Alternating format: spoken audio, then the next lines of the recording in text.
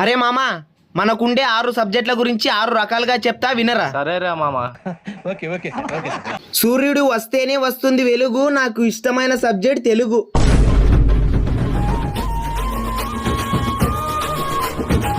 రాత్రిపూట కనిపిస్తాయి చుక్కలు, ఈ జన్మలో పాస్ గాను నేను లెక్కలు.